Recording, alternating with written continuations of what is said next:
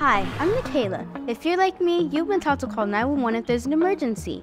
You know, like if there's a fire in your house or someone in your family suddenly gets really sick. All you have to do is simply pick up your phone and dial these 3 digits. And someone will be available to help you right away. How can I help you? This is the police department. And what were you calling for today? But who are the people on the other end of that call, ready to help with any type of emergency at any time of day or night? Today, we're in Kansas City, Kansas, visiting the KCK Police Department. We will meet a dispatcher to learn about her job and why you should consider this as a possible career. Let's go.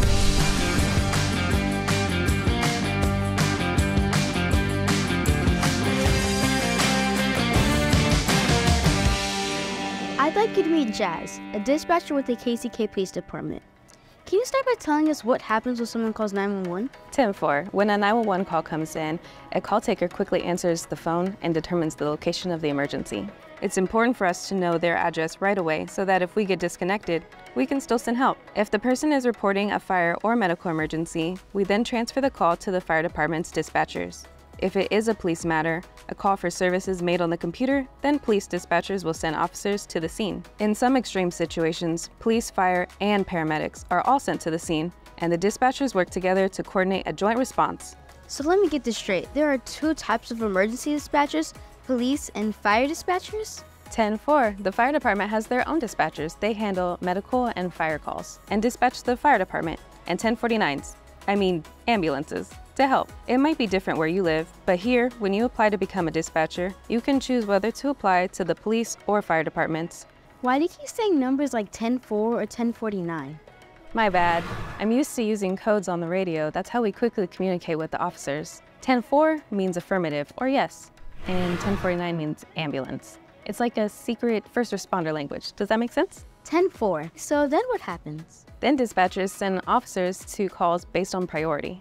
We have a priority scale of 1 to 4. 1 and 2 are referred to as high priority calls. 3 and 4 are less emergent and non-emergency calls. Emergency calls are dispatched with multiple officers and handled before non-emergent calls. While handling calls, officers use their radios to ask us dispatchers to help them with tasks we can do here. For example, we check license plates in our computer system to see if a car's owner is wanted by the police or if the car is stolen.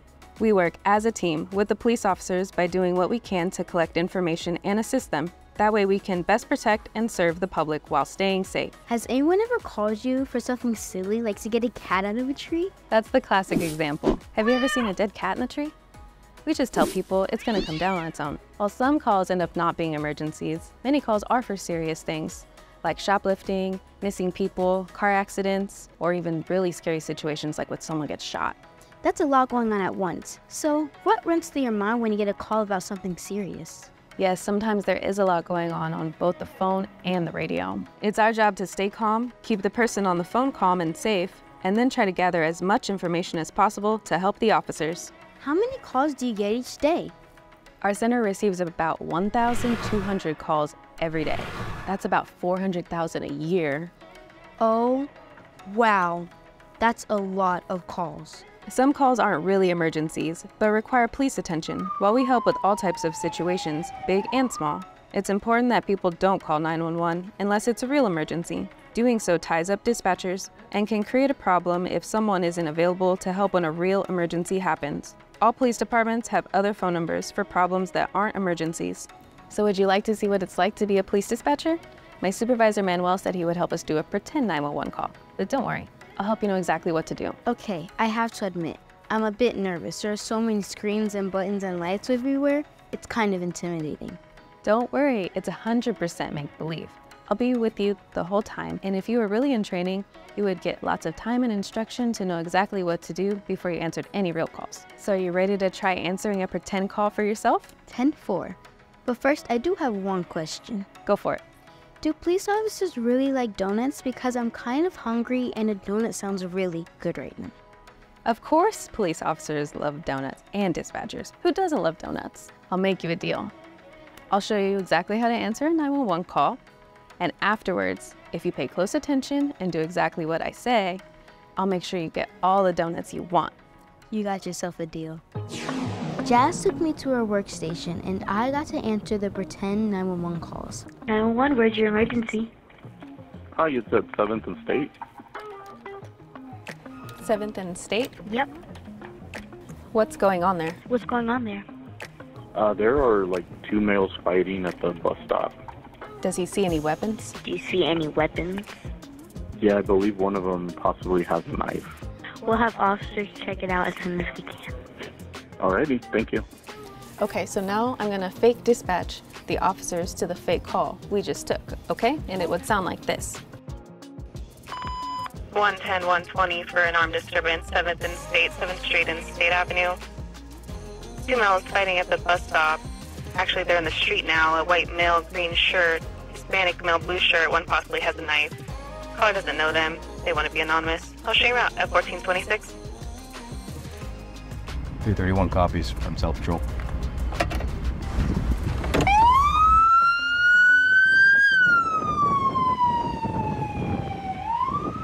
And that's it.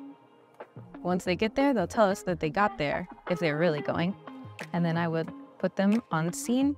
And once they are there talking to anyone, they'll let me know what's going on. It was a lot of fun to pretend to be a dispatcher and to see Jazz do her job. See, nothing to worry about. It's all about remaining calm and following your training. Are you ready for your award? Oh, am I? Hold out your hands like this. Oh, wow. If I can make donuts magically appear, all the officers will really want me on their team. Anything for the cause. Now set those donuts down over there. Then you can ask me the rest of your questions. And save me the chocolate one with the sprinkles and no snacking.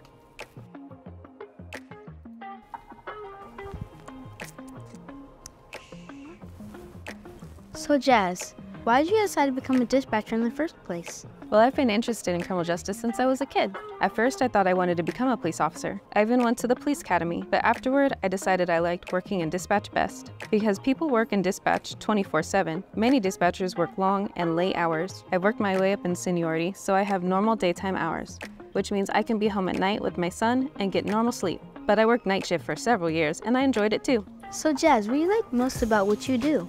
I've always wanted to work in law enforcement since I was a kid and help people. This is a great way to do that. It's fulfilling work, important, and every day is different. So if I decide if I want to be an emergency dispatcher someday, where should I start? Well, first things first. If you want to work in law enforcement, you should stay out of trouble. That means no getting arrested and no doing drugs. Check and check. What's next? While in school, be sure to take as many classes as you can in communications, sociology, and psychology. Some high schools even offer law enforcement classes. Also be sure to gain experience through jobs or activities that teach you to be comfortable interacting with people, asking questions, and talking on the phone. You need to enjoy working with people and helping solve their problems. As soon as you're 18, you can apply to be a dispatcher, either for police or fire. After you're hired, you'll start as a call taker and get paid from day one to learn the codes and how to interact with the officers on the radios. Wait, did I hear you say you'll get paid to learn this job? No expensive classes needed? You got that right. We need lots more dispatchers in this state. Here in KCK, we'll pay you and give you full benefits from the very first day. It takes about 9 months to learn this entire job. You'll start by watching others do the job, and then each week you'll slowly learn more and more until you're ready to take calls and dispatch on your own. I hear there's a cool way for high school students to see if they like this job. Yes, in Kansas City, we have a cadet program that allows second semester high school seniors to get paid $15 an hour to work here while getting school credit. If they like it, they can apply for full-time or part-time work when they graduate. Any senior in Wyandotte County can apply. And if our viewers don't live in Wyandotte County? They should check in their city to see if they have a similar program available to them. That's cool. I'd like to thank Jazz and everyone I met today at the KCKPD for giving me a special glimpse about what it's like to work as an emergency dispatcher. It's a hard job, but it's so important for someone to be available when we need help. I hope this video has inspired you to learn more about jobs in law enforcement. You can visit HirePass.com to learn more about this and other high-demand jobs in Kansas. Until next time, this is Nikayla signing off in Kansas City, Kansas. Have a great day! Can I share the donuts now? 10-4. Yes.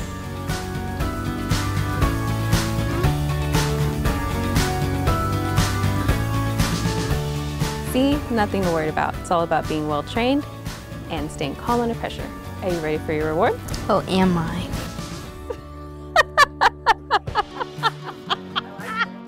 Yeah, I just wasn't not prepared.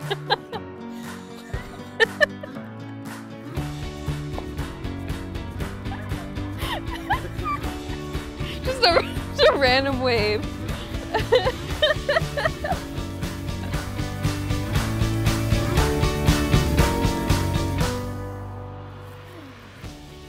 I'm sad it's over.